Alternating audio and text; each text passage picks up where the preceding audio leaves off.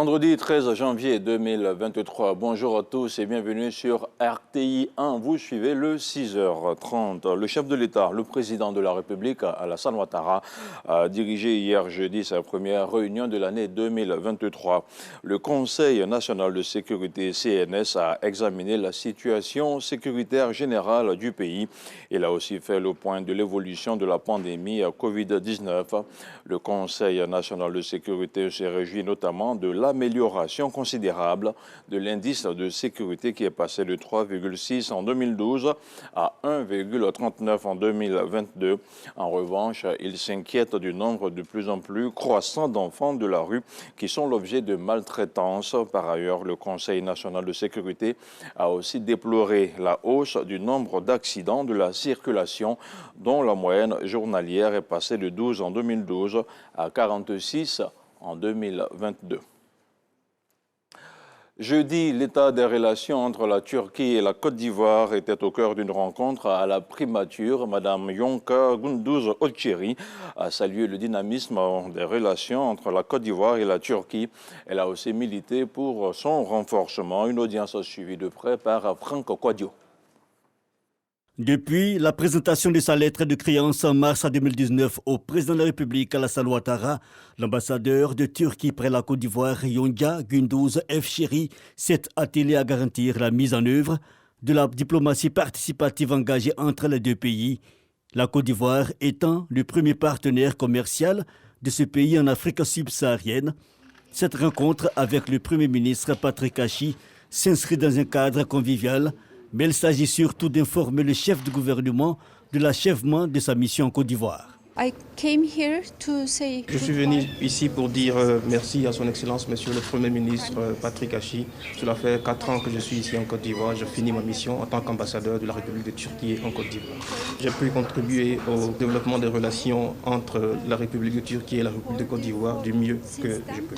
En 2015, le président de la République, Alassane Ouattara, s'est rendu en Turquie et en 2016, c'était au tour du président Erdogan de venir en Côte d'Ivoire. Cela a marqué une nouvelle ère dans notre relation. Alors depuis lors, le niveau de relation a atteint un excellent niveau et nous travaillerons en sorte de pouvoir le maintenir. Du point de vue économique, de la santé, au niveau du sport, dans tous ces domaines-là, nos relations se développent également grandement. Yonca Gündüz Efşeri rentre bientôt en Turquie. Le pays du président Recep Tayyip Erdogan entretient une relation diplomatique avec 44 pays sur le continent africain. 14 morts et 73 blessés, c'est le bilan de l'accident qui s'est produit la semaine dernière à Yamoussoukro. Un drame routier dont les conclusions ont été livrées jeudi par le ministère des Transports. C'était au cours d'un point de presse animé par le Bureau des enquêtes accidents qui a livré ses premières conclusions. Le reportage de Wilfred Kwa est commenté par Serge Coléa. Une semaine après l'événement dramatique de Yamoussoukro, le Bureau des enquêtes et d'analyse accidents dévoile les conclusions de ses premières constatations.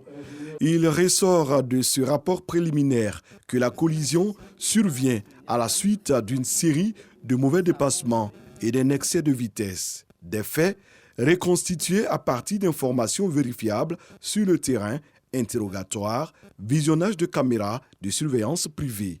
Nous pouvons dire que le mini-car Ashok Leyland, immatriculé 7055, a été mis à la disposition d'une famille en deuil qui donc l'a loué pour transporter la famille du défunt et les personnes dans le cadre d'un convoi funéraire.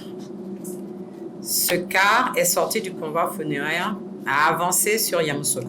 Donc parvenu à l'entrée de Yamoussoukro, il s'est engagé à un moment donné dans une série de dépassements. Un premier dépassement, en temps sur la voie de droite, un premier dépassement se retrouve avec une voiture aussi lente, redépasse, mais cette fois-ci se retrouve sur l'autre voie. Pas sur la première voie, mais sur la deuxième voie au milieu. Vu la vitesse, est-ce qu'il y a eu perte de contrôle?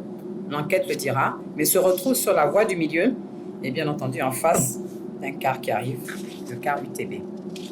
Et donc le choc est inévitable. La collision elle est frontale entre les deux véhicules.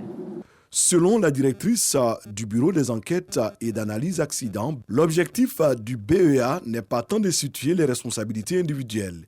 Il s'agit surtout de reconstituer les faits afin de comprendre les dysfonctionnements et manquements graves ayant conduit à l'irréparable.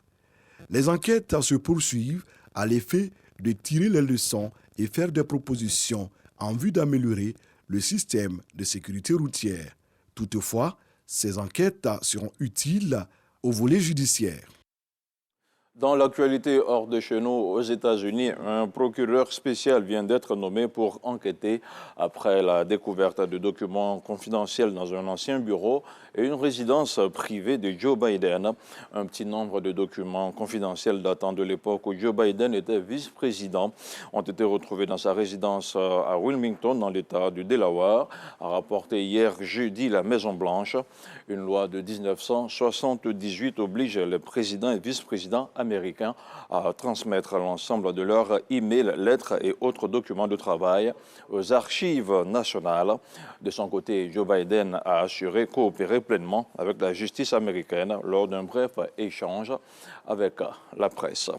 Et puis du sport, du football, sauf retournement de situation, le Maroc, double champion en titre, ne défendra pas son trophée au Tchad 2023 organisé en Algérie.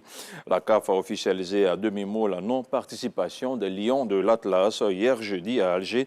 C'était au cours d'une conférence de presse du président Patrice Motsepe.